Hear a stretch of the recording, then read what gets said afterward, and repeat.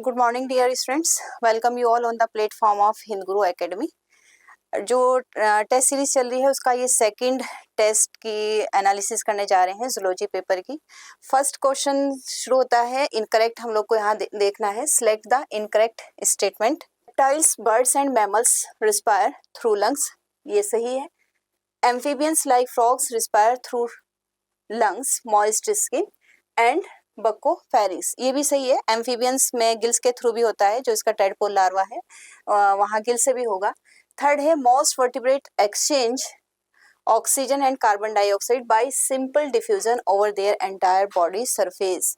तो यहाँ ये बात कर रहे हैं वर्टिब्रेट्स के लिए। वर्टिब्रेट्स हायर एनिमल्स होते हैं और उनमें जो है कभी भी थ्रू बॉडी सरफेस नहीं हो रहा है। एम्फीबिया में है ये थ्रू स्किन हो रहा है, लेकिन ये जो स्टेटमेंट है ये गलत हो जाएगा क्योंकि मोस्ट वर्टिब्रेट्स में एक्सचेंज ऑफ गैसेस जो है वो पल्मोनरी होगा। तो यहाँ पे आंसर हो जाएगा हमारा थर्ड। नेक्स्ट क्वेश्चन है read the following statements and identify the correct one among them। तो करेक्ट हम लोग यहाँ देखने वाले हैं।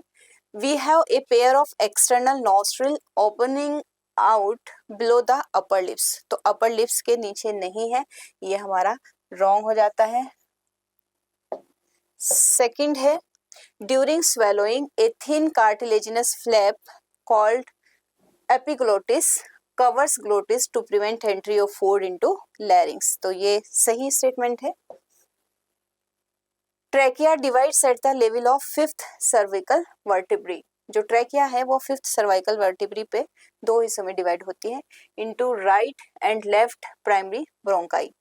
Trachea, primary, secondary, tertiary bronchi and initial bronchioles are supported by incomplete cartilaginous rings.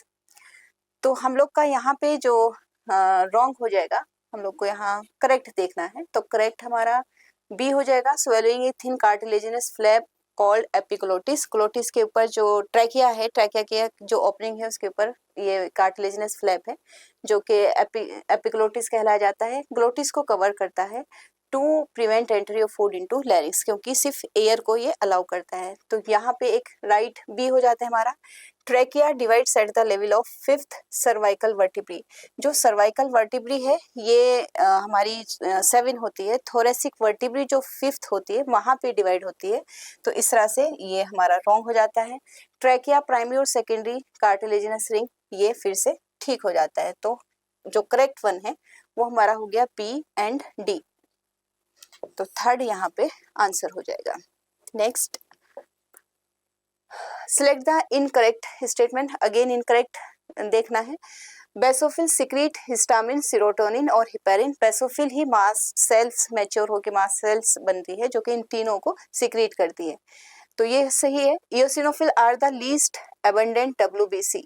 Eosinophil least नहीं होती है, बेसोफिल लीस्ट होती है। तो ये These are colorless due to lack of hemoglobin। hemoglobin होता है RBC में तो रेड है। Neutrophil and monocyte are phagocytic cells, ये भी करेक्ट है। तो आंसर 2 रहा। Next, during blood coagulation thrombin are formed from inactive substance called prothrombin by the action. तो हम लोग पढ़ते हैं कि अगर कहीं कोई जो है डैमेज हुआ, कहीं पे कोई ब्लड वेसल्स ये यहाँ से डैमेज हुआ, तो यहाँ डैमेज टिश्यू से जो डैमेज टिश्यू है इससे एक एंजाइम आएगा जिसका नाम है थ्रोम्बोकाइनेज। थ्रोम्बोकाइनेज जो है, जो ब्लड में ऑलरेडी प्रेजेंट है फिब्रिनोजन, उसको फिब्रिन में कन्वर्ट करता है। पहले थ्रोम्बिन से प्रोथ्रोम्बिन से थ्रोम्बिन, फिर फिब्रिनोजन से फिब्रिन। तो यहाँ fibrin substance called prothrombin by the action of. तो ये जो है हमारा थ्रोम्बोकाइनेज हो जाएगा जो कि डैमेज प्लेटलेट्स और डैमेज टिश्यू से सिक्रीट होता है। नेक्स्ट है मैचिंग करना है। Inflammation of bronchi and bronchioles, ये आपके उसमें डिसऑर्डर्स में दिया है सबसे लास्ट में रेस्पिरेटरी सिस्टम में। तो inflammation of bronchi and bronchioles ये होता है जब अस्थमा किसी को हो जाए, और अस्थमा एक एलर्जिक डिसीज है। तो अस्थमा के टाइम में एल्वियोलर वॉल्स आर डैमेज्ड, ये है एम्फीसीमा। एम्फीसीमा में जो एल्वोलाई का जो सरफेस है वो डैमेज हो जाता है, जिससे एक्सचेंज करने का जो सरफेस एरिया है रेस्पिरेटरी वो डिक्रीज कर जाता है। नेक्स्ट है फिब्रोसिस। फिब्रोसिस जो है ऑक्यूपेशनल रेस्पिरेटरी डिसीज है एक तरीके से। ऑक्सीजन डिसोसिएशन कर्व हमेशा सिग्मोइड होता है, क्योंकि हेमोग्लोबिन ऑक्सीजन और CO2 से रिवर्सिबली बाइंड करती है, तो ये हो जाएगा सिग्मोइड। तो फर्स्ट में ए में 4 है, बी में हमारा 1 हो जाएगा, सी में 2 हो जाएगा, यस सी में 2, तो इसका आंसर हो जाएगा first. Which of the following is incorrect, फिर से इनकरेक्ट देखना है।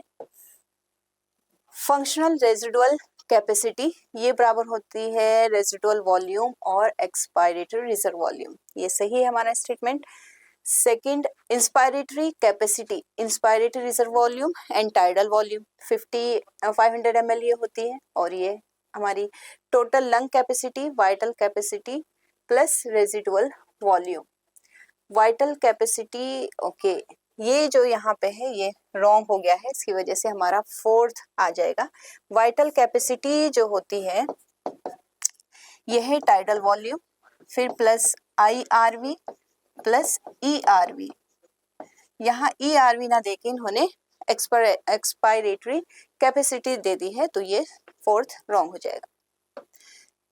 नेक्स्ट क्वेश्चन जो है, for blood to flow from right atrium to left atrium in human heart. अगर ह्यूमन हार्ट में हमें ब्लड को जो है राइट एट्रिया से लेफ्ट में लाना है, तो उसका जो सीक्वेंस है वो कैसे रहेगी।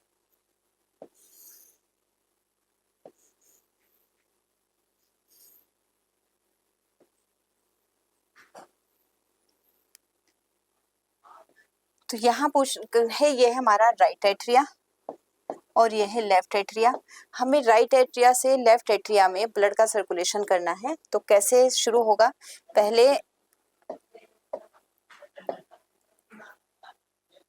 राइट एट्रिया से ब्लड आएगा राइट वेंट्रिकल से, यहाँ से जाएगा लंग्स को, लंग से आएगा फिर लेफ्ट एट्रिया। तो देखिए sequence, right atrium to left atrium, right ventricle to pulmonary vein, ये पल्मोनरी वेन नहीं है, ये पल्मोनरी आर्टरी होगी,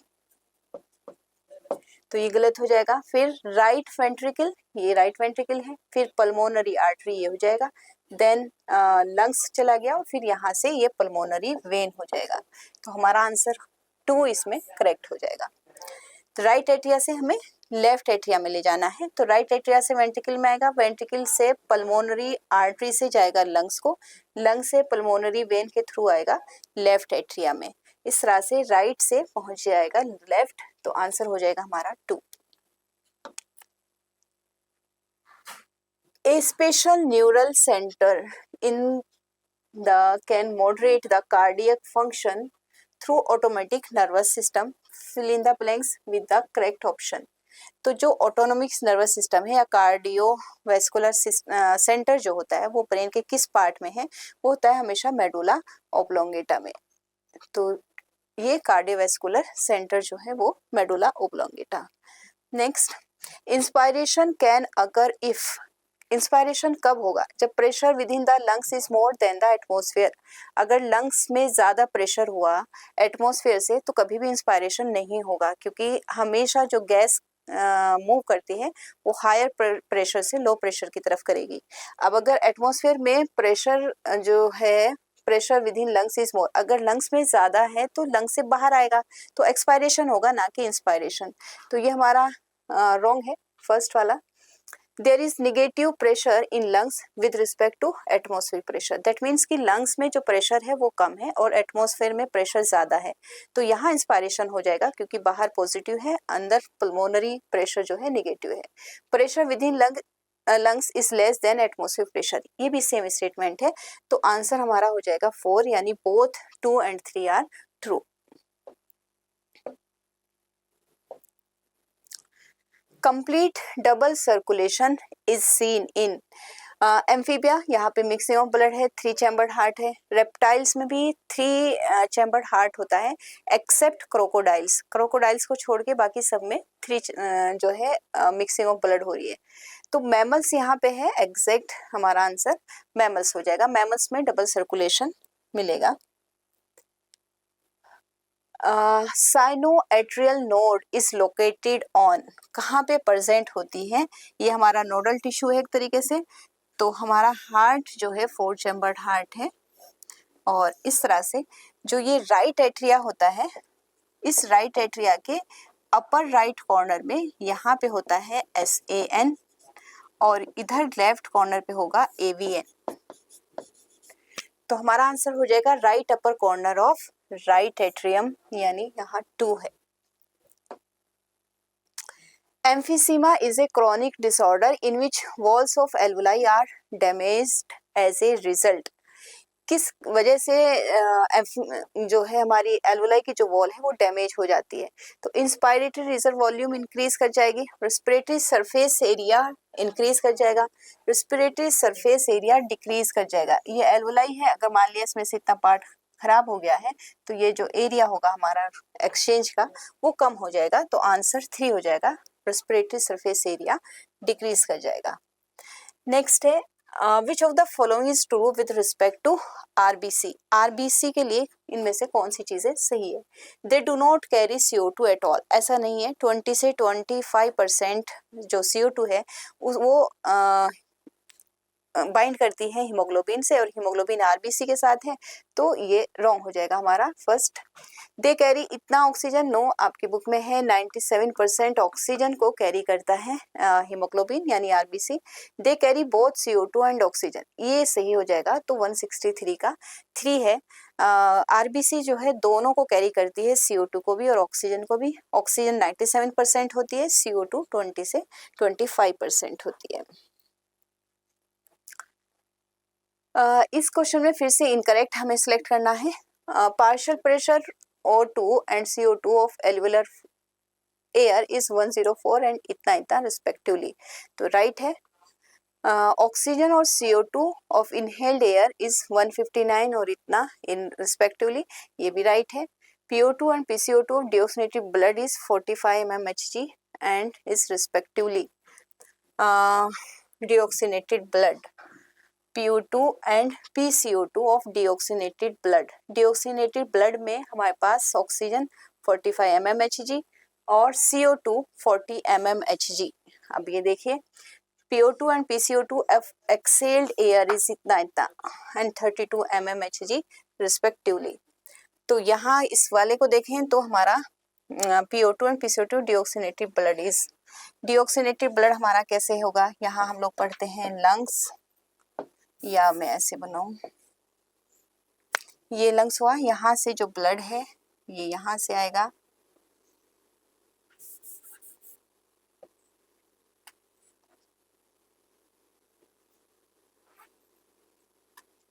ये टिश्यू हो जाएगा यहाँ, या बॉडी पार्ट टिश्यू, और फिर से तो ये वाला जो ब्लड है ये होगा डीऑक्सीनेटेड ब्लड, ये हो जाएगा ऑक्सीनेटेड ब्लड जो कि इससे आया है। ऑक्सीनेटेड ब्लड में हमारे पास जो ऑक्सीजन होती है वो 95 प्रेशर होता है PO2 का, और 40 होता है PCO2 का। तो ये ऑक्सीनेटेड ब्लड है। यहाँ दे रहा है PO2 और PCO2 of deoxygenated blood, deoxygenated blood का 45 mmHg और इतना रिस्पेक्टिवली। तो यहाँ PO2 बता रहे हैं, PO2 बता रहे हैं 45 mmHg और CO2 का ये 40, तो ये रॉन्ग हो जाएगा। यहाँ उल्टा है, हमारी CO2 यहाँ इसका प्रेशर ज्यादा होगा 45 होगा और ये 40 होगा, तो थर्ड हो जाएगा। Next, in alveoli partial pressure of CO2 and in deoxygenated blood PO2 are respectively in mmHg। Again यहाँ देख लेते हैं, एल्वुलाई बनाए, इन एल्वुलाई PCO2, यहाँ जो पार्शियल प्रेशर ऑफ CO2 है एंड इन डीऑक्सीनेटेड ब्लड, ये डीऑक्सीनेटेड ब्लड यहाँ हो जाएगा DOB। ब्लड यहाँ partial pressure of oxygen are respectively in PCO2 यहाँ पे कितना होगा, हमेशा कम होगा डीऑक्सीनेटेड ब्लड से, तो यहाँ होगा हमारा 40 और यहाँ हमारा PO2 कितना होगा 40। तो इस तरीके से इसका आंसर हो जाएगा फोर्थ, यानी कि जो एल्वुलाई है वहाँ पे ऑक्सीजन का पार्शियल प्रेशर ज़्यादा होता है। अगर हम यहाँ PO2 की बात करें तो ये 104 mmHg है, लेकिन यहाँ पे ऑक्सीजन कम है 40 mmHg है। यहाँ PCO2 अगर यहाँ बोलते तो PCO2 हमारा 45 mmHg है, तो फोर्थ इसका आंसर हो जाएगा। नेक्स्ट, ऑक्सी हीमोग्लोबिन कब बनेगा, जब हीमोग्लोबिन प्लस ऑक्सीजन होगी, तो हमारा ए में हो जाएगा थर्ड, ए में थर्ड ये आ जाएगा आपका। कार्बामाइनो जब होगा तब हमारा हीमोग्लोबिन CO2 के साथ बाइंड करेगा, कार्बन डाइऑक्साइड, यानी कि ये हो जाएगा फोर्थ। कार्बोक्सी हीमोग्लोबिन इसके साथ बनाएगा carbonic acid in presence of carbonic anhydrase enzyme, ये पहले कार्बोनिक एसिड बनाएगा फिर H प्लस बाइकार्बोनेट आयन में, तो थर्ड हो जाएगा। नेक्स्ट क्वेश्चन हम लोग का, which of the following is, फिर से इनकरेक्ट बताना है with respect to gaseous transport. Oxygen is transported in blood mainly as oxyhaemoglobin. The capacity of 1 gram of hemoglobin is to combine with approximately इतने ml of oxygen, ये भी right है। About 7% of CO2 is transported through plasma in dissolved form.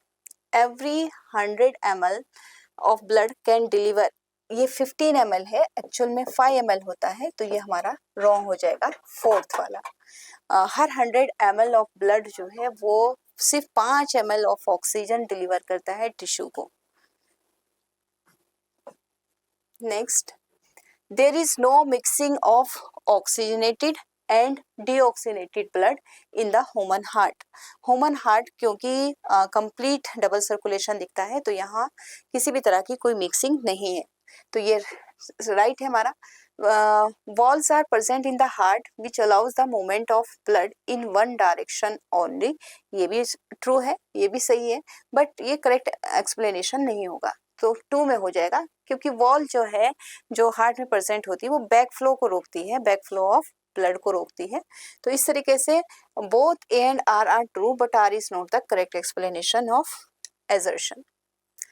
Given below is a diagrammatic representation of oxygen dissociation curve. From the given list, choose the correct factor which shift the graph towards the left side.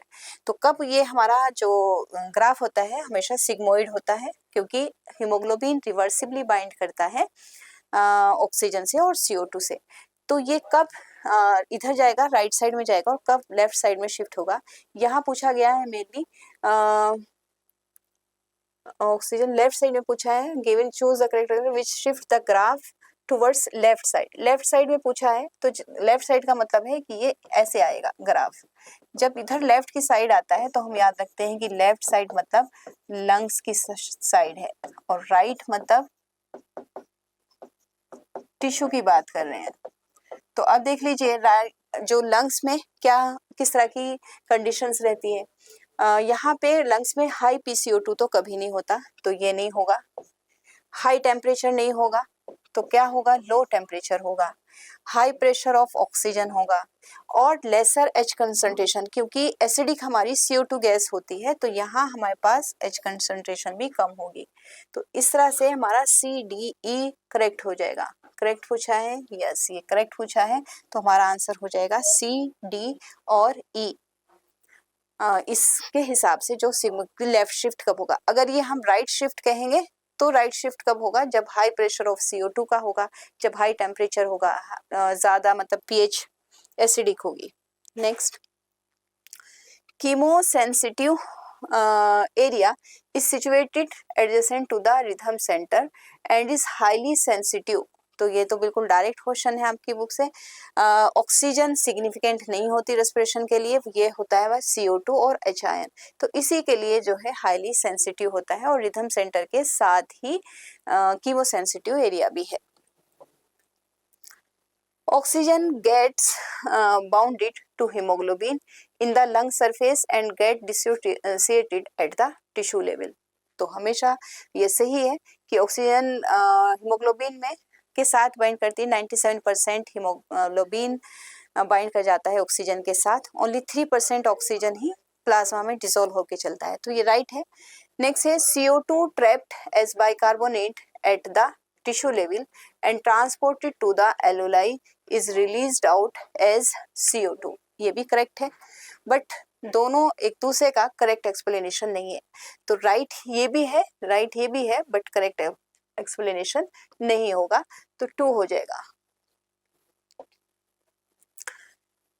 During expiration, volume of thorax decreases and air is expelled out. During expiration क्या होना है, जो हमारी lungs की जो volume होगी expiration के time में वो कम होगी, प्रेशर ज़्यादा होगा compare to atmospheric pressure.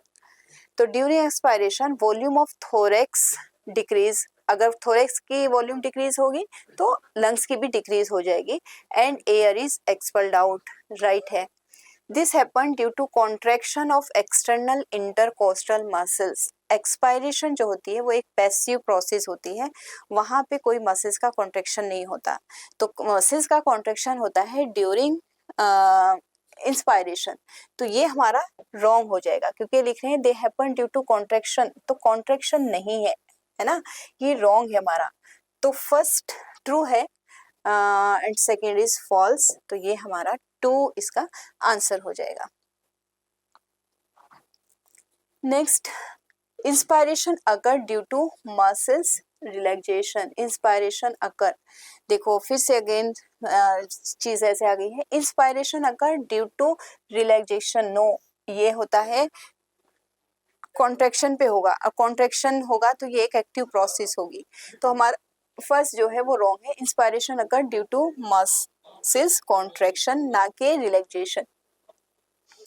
During inspiration the diaphragm and external intercostal muscles contract simultaneously. ये सही है. जब इंस्पायरेशन होता है तो एक्सटर्नल इंटरकोस्टल मसल्स जो कि 11 पेयर्स होती हैं और डायफ्राम दोनों कॉन्ट्रैक्ट करते हैं, ना कि रिलैक्स करते हैं. ओके, तो हमारा first is false and second is true.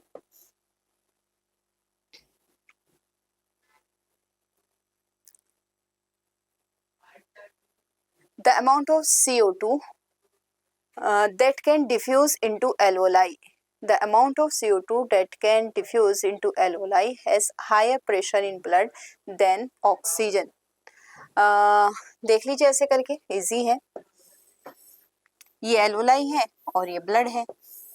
अब वो कह रहा है कि amount of CO2 that can diffuse into alveoli, जो यहाँ से CO2 इधर जा रही है into alveoli has higher pressure in blood. तो यहाँ जाहिर है PCO2 का प्रेशर ज़्यादा होता है, 45 होता है, यहाँ सिर्फ 40 रहेगा.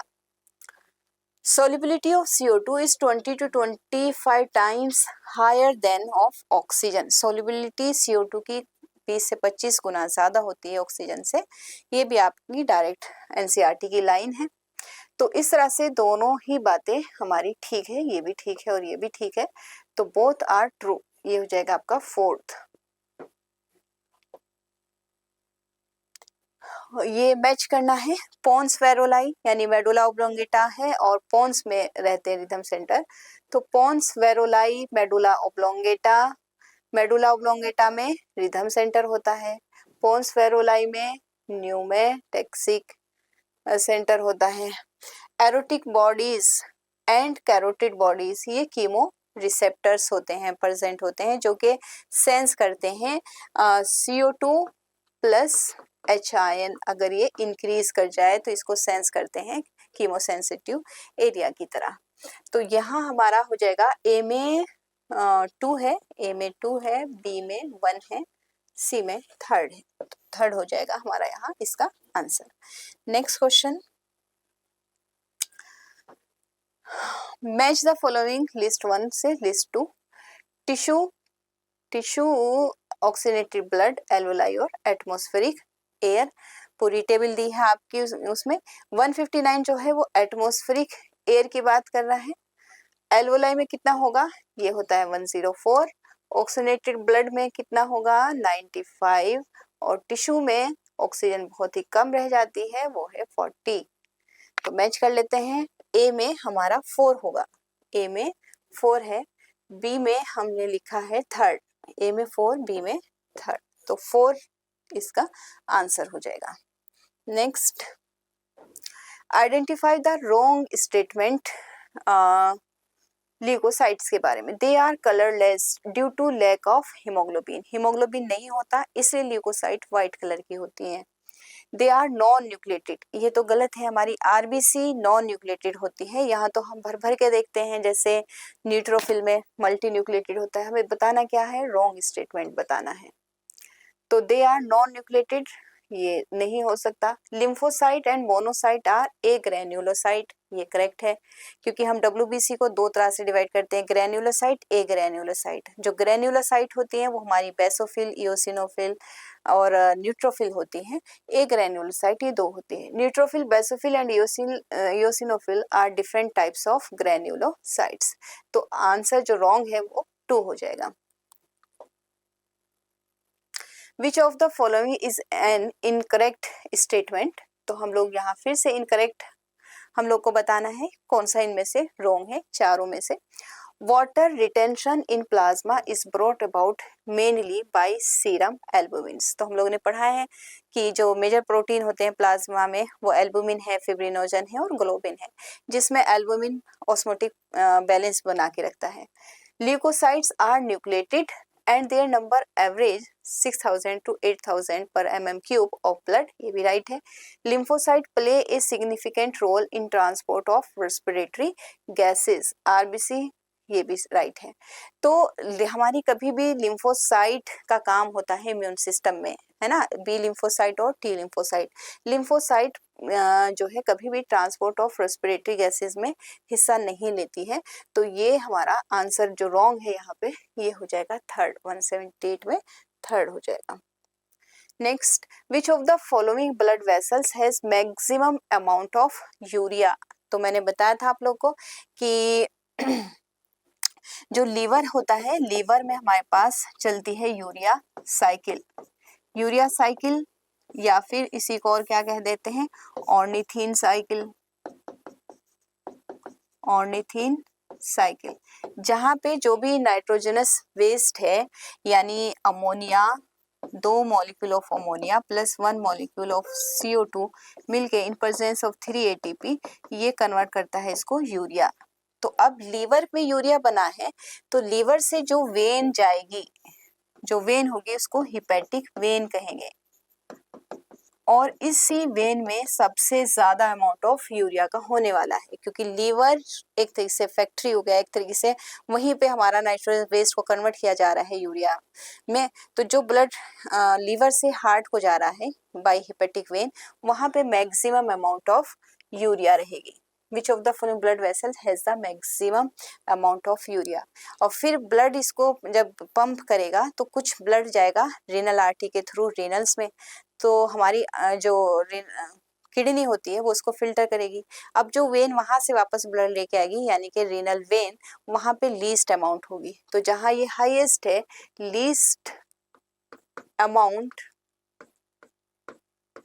ऑफ यूरिया, ये होती है रीनल वेन में। तो रीनल वेन में लीस्ट है और maximum in hepatic when. Which of the following is an incorrect statement with respect to blood grouping? Blood group के बारे में पढ़ना है।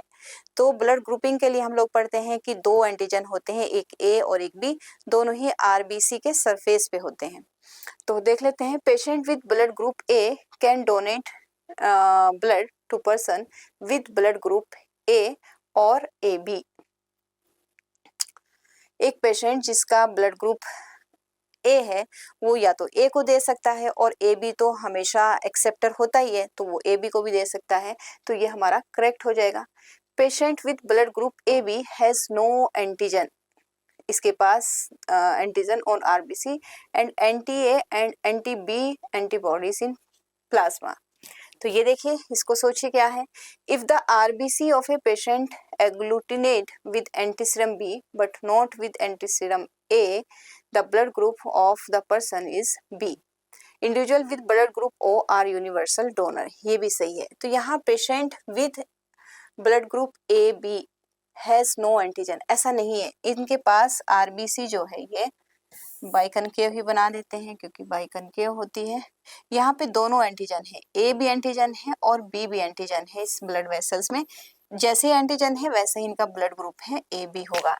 और इनके पास कोई एंटीबॉडी नहीं होगी, है ना, no antibody with blood group A B. तो patient with blood group A B has, अच्छा नो एंटीजन लिखा है, हैज नो एंटीजन, तो यहाँ तो एंटीजन होगा, तो इनकरेक्ट क्या हो जाएगा हमारा, 2 हो जाएगा। Next, identify the correct ascending order of percentage of leucocyte in human blood. सिर्फ ल्यूकोसाइट का बनाना है। हमारे पास ग्रैन्युलोसाइट है और ए ग्रैन्युलोसाइट है, पढ़ लेते हैं। Neutrophil correct ascending order, ascending order में बताना है, दैट मीन्स सबसे कम से शुरू करना है। तो लीस्ट जो ल्यूकोसाइट होती है वो होती है बेसोफिल। तो बेसोफिल में से इन 3 और 4 में से कोई एक होना चाहिए, उससे ज्यादा होती है फिर इओसिनोफिल। बेसोफिल लेस देन 1% होती है, ये 0.5 से 1% होती है। मोनोसाइट 20 से सॉरी,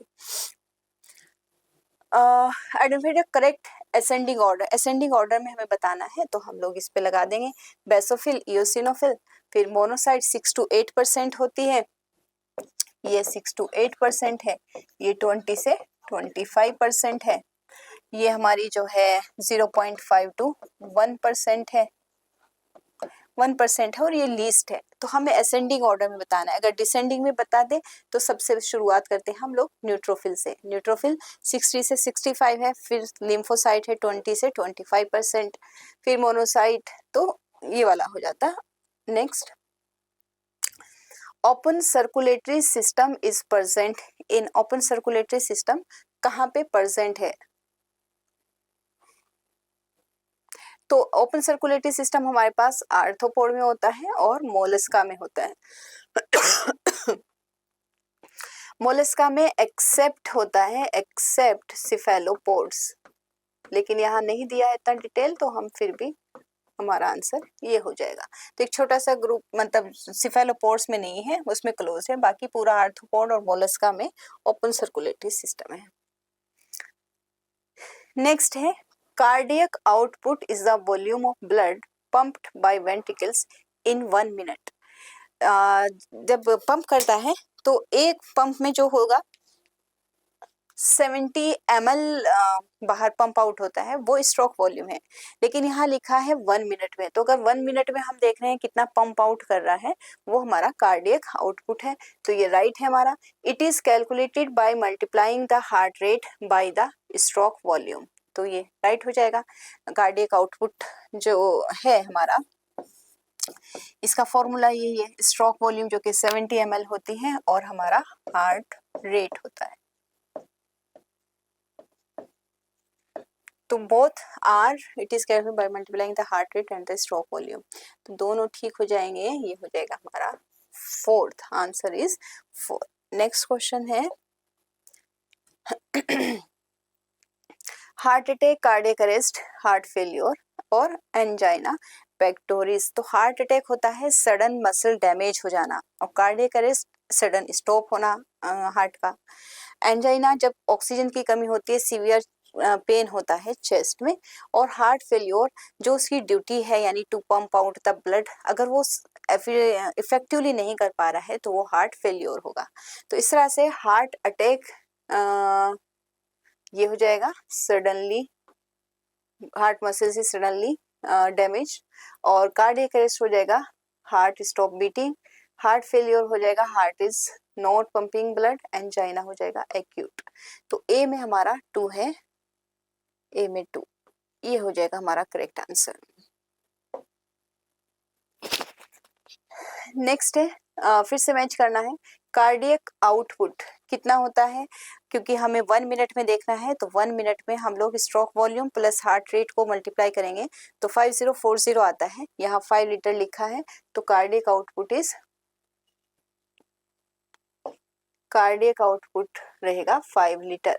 स्ट्रोक वॉल्यूम दोनों ही वेंट्रिकल से राइट हो या लेफ्ट हो 70 ml ब्लड को बाहर पंप आउट करते हैं हर कार्डियक साइकिल के टाइम में। फर्स्ट हार्ट साउंड जो है वो लब होती है। लब कब आवाज आती है? Tricuspid wall and bicuspid wall के क्लोज होने से। सेकंड हार्ट साउंड जो है वो डब है, सेमिल्यूनार वॉल के क्लोज होने से। तो ए में 2 है, ए में 2, बी में 1, ओके। सी है हमारा 4, सी है 4, ये हो जाएगा हमारा इस डी में सेकंड हार्ट साउंड ये हो गया थर्ड, डी में थर्ड, यस। अच्छा, फिर से मैचिंग है आरबीसी, सिस्टोल, प्लेटलेट्स और इओसिनोफिल। आरबीसी का काम है गैस ट्रांसपोर्ट, ओके, ये हो जाएगा। सिस्टोल कहते हैं हार्ट की कॉन्ट्रैक्शन को, तो यहाँ पे कॉन्ट्रैक्शन ऑफ हार्ट हो जाएगा। तो प्लेटलेट्स हमारा ब्लड कोगुलेशन में काम करती है, इओसिनोफिल रेसिस्ट इन्फेक्शन करेगी। तो ए में हो गया हमारा 2, ओके। डी में देख लेते हैं, डी में थर्ड, ओके, डी में भी थर्ड कितने सारे आ रहे हैं। चलिए देख लीजिए, आप मैच कर लेना। विच of the following is an incorrect statement, इनमें से इनकरेक्ट स्टेटमेंट कौन सा है? ध्यान से पढ़ लेंगे। Epiglottis prevents the entry of food into larynx. Epiglottis prevent करता है entry of food.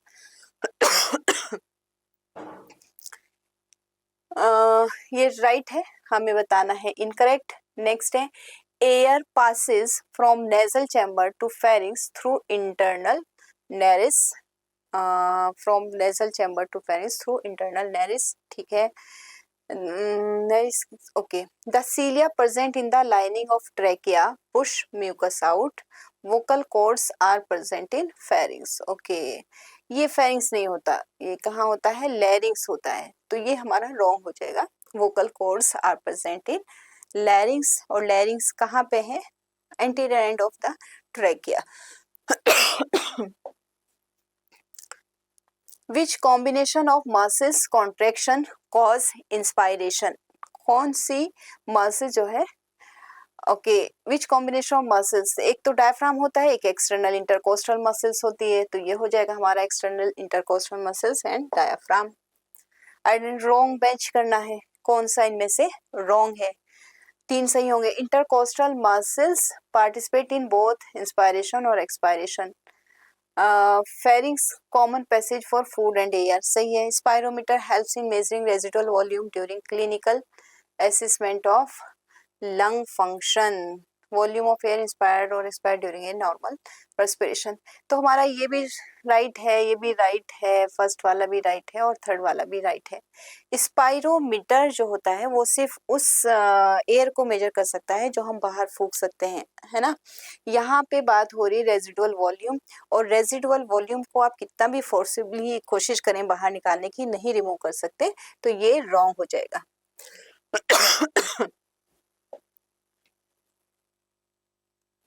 Which of the following is an incorrect statement? फिर से हमें incorrect one इसमें सर्च करना है। A sigmoid curve is obtained when percentage saturation of hemoglobin with oxygen is plotted against PO2, partial pressure of oxygen से देखते हैं कि कितना ऑक्सीजन के साथ हीमोग्लोबिन सैचुरेट हो गया है, ये राइट है। The oxygen dissociation curve is highly useful in studying the effect of factor like PCO2H concentration on oxygen affinity of hemoglobin, okay. In the alveoli where there is high PO2, जहाँ ज्यादा pressure है, low CO2 है, lesser H ion है, concentration lower temperature है, the factors are favourable for breakdown of oxy haemoglobin. ये breakdown के लिए नहीं होता है, ये इसके एसोसिएशन के लिए होता है, तो ये हमारा रॉन्ग हो जाता है। इसका आंसर थर्ड है, ये क्या होना चाहिए? एसोसिएशन,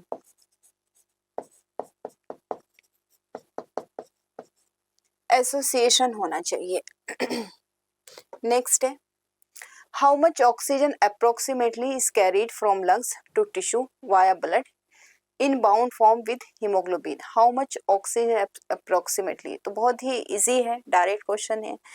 हीमोग्लोबिन कितना कैरी करता है, how much oxygen approximately is carried from lungs, lung से टिश्यू को लेके चल रहा है हीमोग्लोबिन के साथ, तो कितना होता है 97% होता है। 3% डिजोल्व फॉर्म में प्लाज्मा के थ्रू कैरी होता है।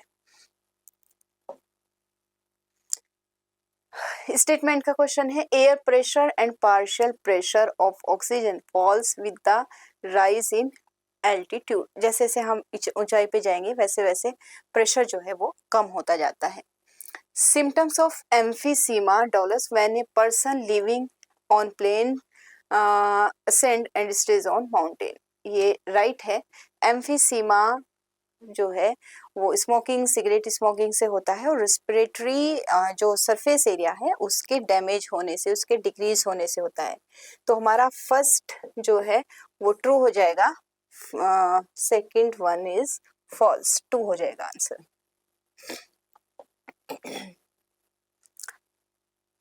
List to the following FRC. FRC क्या हो जाएगा इसमें से, एफआरसी होता है हमारा ईआरवी एंड आरवी, यानी ए में 2। Okay, inspiratory capacity, inspiratory capacity होगा जब टाइडल वॉल्यूम होगा और आईआरवी होगा। ए में 2 है, बी में 3rd है। ए में 2 है, बी में 3rd है। ए में 2, बी में 3rd। Okay, total lung capacity क्या होता है जब हम पूरे को एक साथ ऐड कर देते हैं। और ये एक्सपायरेटरी कैपेसिटी कब होगा, एक्सपायरेटरी कैपेसिटी होगा हमारा किधर गया, टोटल लंग कैपेसिटी हो जाएगा, कुछ गड़बड़ है क्या इसमें, अच्छा 3 है ना हमारे पास, 5 है, ये हमने 2 किए हैं। एफआरसी हो गया हमारा ईआरवी और आरवी, ये कैपेसिटी हो गई टीवी प्लस आरवी, और ये हो जाएगी हमारी किधर गई, ये वाला हो जाएगा हमारा इसमें। अब वाइटल कैपेसिटी हो जाएगी total lung capacity, total lung capacity हो जाएगा हमारा ये, और वीसी हो जाएगा हमारा ये वाला। तो आंसर हो गया हमारा, ए में 2 है, बी में 3rd है, ए में 2, बी में 3rd, सी में, सी किधर है, ये है सी, सी में हमारा 1, सी में 1, फिर डी में 5, डी में 5 और ई में 4, तो ये हो जाएगा हमारा, इसमें 4 आंसर हो जाएगा।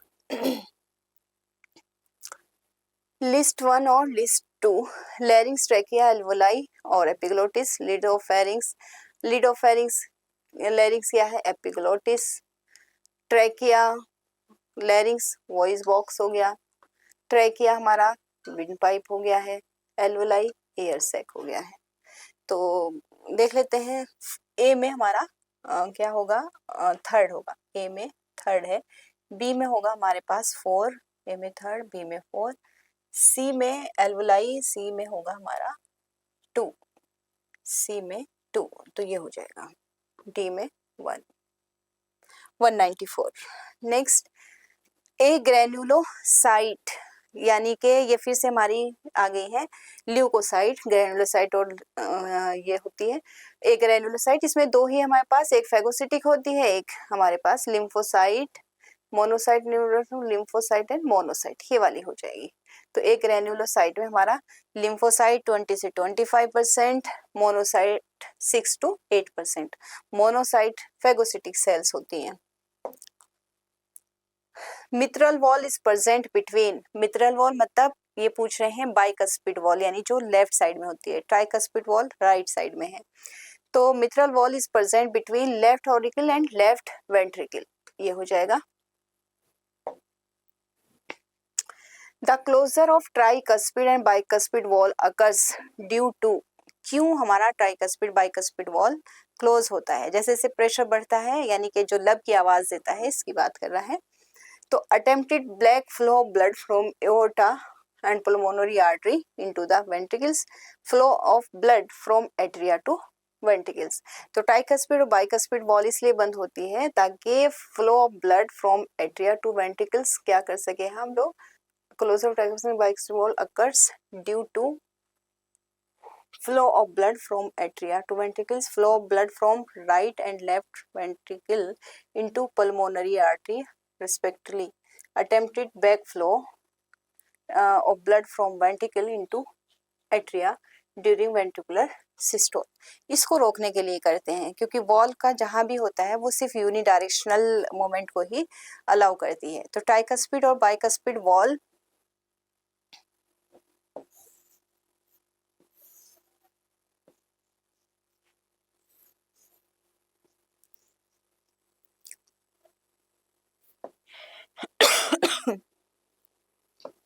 ये यहाँ पे ट्राइकस्पिड है, यहाँ पे बाइकस्पिड में है। ये इधर से इधर तो ब्लड को अलाउ करती है, बैक ना हो जाए, यानी कि attempt back flow of blood from ventricle into atria during ventricular systole. इसको रोकने के लिए ये बंद हो जाती है। सिर्फ 2 ही क्वेश्चन रह गए हैं। स्टेटमेंट का है human heart is myogenic. Human का मोलस्का का यही जो है मतलब मैमल्स और मोलस्का का मायोजेनिक होता है, बाकी सबके हार्ट जो है वो न्यूरोजेनिक होते हैं एक्सेप्ट मैमल्स एंड मोलस्का, दोनों ही एम से बनते हैं तो मायोजेनिक है, बात सही है। Normal activities of the heart are regulated intrinsically auto regulated by specialised muscles nodal tissue, ये भी सही है। तो बोथ आर ट्रू, सही है। ह्यूमन हार्ट इज मायोजेनिक और normal activities of the heart are regulated intrinsically auto regulated by specialised muscles यानी nodal tissue. Next है ए बी ग्रुप। कैसे, यहाँ से ए बी ग्रुप है, ओ ग्रुप है, ए ग्रुप है और बी ग्रुप है। इनमें से ए बी ग्रुप जो है वो यूनिवर्सल एक्सेप्टर होगा, ओ यूनिवर्सल डोनर है। ए ग्रुप जो है वो एंटीबॉडी, ये ऐसे राइट हो जाएगा सीधे, तो हमारा आंसर हो जाएगा ए में 2 है, बी में 1 है, सी में 3 है, डी में 4 है, तो ये हो जाएगा हमारा ए ग्रुप जो होगा उसके पास बी एंटीबॉडी रहेगी। नेक्स्ट और last, select the incorrect statement with respect to blood. 90 से 92% ऑफ प्लाज्मा इन वाटर, ठीक है, इनकरेक्ट हमें ढूंढना है इसमें से। Protein contribute 6 to 8% of blood, protein contribute 6 to 8% of blood नहीं होगा। फैक्टर फॉर कोगुलेशन और clotting of blood are present in the plasma in active form, ये भी राइट है, ये भी राइट है। Plasma without clotting factor is called serum. ये जो आपका दिया है प्रोटीन्स कंट्रीब्यूट 6 to 8%, वो ब्लड का नहीं है बल्कि किसका है, प्लाज्मा की बात कर रहा है, तो हमारा इनकरेक्ट 2 हो जाएगा। तो that's all, thank you very much.